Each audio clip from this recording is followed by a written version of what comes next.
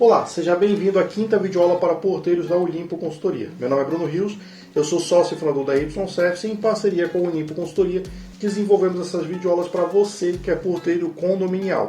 Nas aulas anteriores a gente falou sobre a portaria remota para você conhecer esse serviço, falamos sobre os procedimentos que o porteiro tem que ter dentro da portaria e começamos a falar sobre segurança eletrônica, onde já falamos sobre o sistema de CFTV e o sistema de alarme.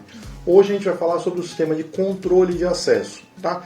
Vamos primeiro falar sobre um procedimento comum em portarias referente ao sistema de controle de acesso. É muito comum a gente chegar numa portaria e o morador ele utilizar o seu dispositivo de controle de acesso, passar sua biometria, controle remoto, cartão, qualquer que seja o seu dispositivo, mas não abrir o portão.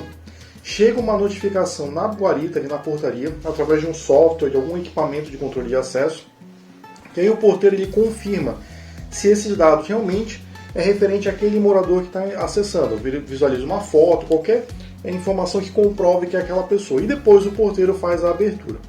Falando assim, esse procedimento parece ser muito bom, mas na verdade esse procedimento coloca a integridade e a vida do morador em risco. Porque quando o porteiro ele precisa fazer essa análise, o morador está ali do lado de fora aguardando para entrar. Se o porteiro estiver executando uma outra ação, vai demorar mais ainda, o tempo para esse morador entrar vai ser maior ainda. E ele está ali na rua, na calçada, exposto, correndo o risco de ser assaltado. Tá? Então, por isso, esse procedimento está errado. Isso é um procedimento antigo que não se aplica mais. O correto é que o morador, quando ele passa o seu dispositivo de controle de acesso, ele já acessa, o portão já tem que abrir para ele acessar e sair da rua, para ele já estar dentro de um ambiente seguro. Esse é o correto. Tá? Poxa, mas se o porteiro não fizer a triagem e entrar uma pessoa não autorizada com o dispositivo de um morador, não tem problema. Quando essa pessoa entrar, ela vai ficar dentro da clausura. Tá? Mas se o condomínio não tiver clausura, mesmo assim não tem problema, porque o porteiro ele está dentro da guarita, protegido, seguro. Então, depois se ele fizer essa triagem e constatar que a pessoa que entrou não é o próprio morador, de dentro da guarita segura ele consegue tomar todas as ações de segurança. Tá? Então, o procedimento correto o morador chegou, passou o seu dispositivo de controle de acesso, ele já tem que entrar imediatamente. Tá? Isso também tira uma função do porteiro dele ficar, confirmando rápido. Às vezes, nessa pressão para poder confirmar e liberar logo o morador, ele acaba liberando erroneamente. Tá?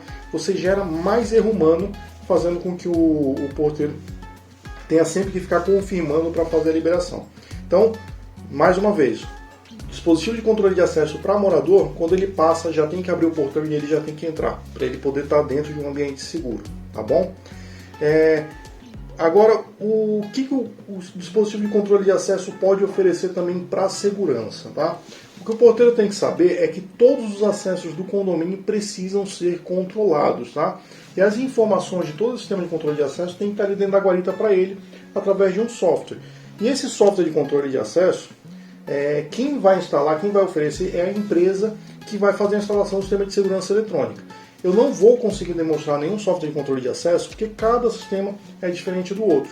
Existem sistemas que são proprietários, que ele só funciona com um determinado dispositivo, e existem sistemas globais que funcionam com vários fabricantes. Tá? Então, quando a empresa fizer a instalação, ela tem que te passar um treinamento para você saber operar nesse sistema de controle de acesso. Tá? Outra informação que você tem que saber sobre o sistema de controle de acesso é que com ele você consegue monitorar todas as aberturas. Então você sabe o status de uma porta. Mesmo que você não visualize essa porta, pode ser uma porta lá dos fundos. Se ela for aberta, se manter aberta, ela tem que gerar um alerta ali no sistema de controle de acesso informando que essa porta não fechou. Isso traz mais segurança para o condomínio. E o porteiro, mesmo ele não estando próximo daquela porta, ele consegue monitorar aquela porta também. Tá? E por último, o sistema de controle de acesso ele oferece também o famoso pânico ou coação, que o morador ele possui ali com alguns dispositivos de controle de acesso. Por exemplo, na biometria, ele tem a sua biometria de entrada e tem a sua biometria de pânico. Quando ele passa a sua biometria de pânico, o sistema ele abre normalmente, só que ele gera um alerta ali na guarita, no software, informando o porteiro que aquele morador está em risco. Tá? No controle de veículos também, ele tem um botão específico para pânico, ou pode configurar qualquer botão, se ele apertar e segurar, ele vai disparar um pânico também. Tá? Agora, qual o cuidado que a gente tem que tomar com o acionamento de pânico do morador? É muito comum o morador acionar o pânico erroneamente. Tá? Ele vai lá e aperta o botão sem querer errado, ou ele aperta e segura demais o controle, ele confunde a digital e passa a digital de pânico. Tá? Então, como a gente saber se aquele pânico é real ou não? Por via de regra, você pode indicar para o síndico, indicar para o seu chefe, que todo ponto de acesso ele precisa ter no mínimo 2 pontos controlados seguidos, tá? Por exemplo, a própria clausura. A clausura ela é 2 pontos controlados, tá? Então, na entrada de pedestre, ele tem o leitor na rua e tem o leitor dentro da clausura. Em veículos também, ele tem que ter o portão da rua e o portão da clausura. Por que precisa ter 2 pontos de acesso controlados? Se o morador ele se enganou e utilizou o dispositivo de pânico no primeiro ponto de acesso, no segundo ponto de acesso ele vai utilizar o dispositivo comum, tá? Claro, pode acontecer dele também utilizar o de pânico errado ali no segundo acesso, mas vai ser mais difícil isso acontecer, tá? Vou dar mais um exemplo. No acesso de veículos, para abrir o primeiro portão, ele vai pressionar o botão do controle remoto, tá? E aí ele apertou erroneamente o botão de pânico. Então, abriu o portão e chegou um pânico ali para o porteiro. Quando ele estiver dentro da clausura, o segundo dispositivo de controle de acesso já não vai ser mais o controle. O segundo dispositivo vai ser uma biometria dentro da clausura. Então ele vai ter que abaixar o vidro e colocar a sua digital. A chance dele apertar o botão errado e colocar a digital errada é baixíssima.